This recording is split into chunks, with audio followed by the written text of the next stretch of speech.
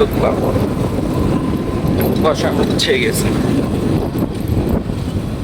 Fitness বিন গাড়িগুলো এখানে খুব গতিতে চলে, তাদের জন্য আর হারানোর কোনো কিছুই নেই।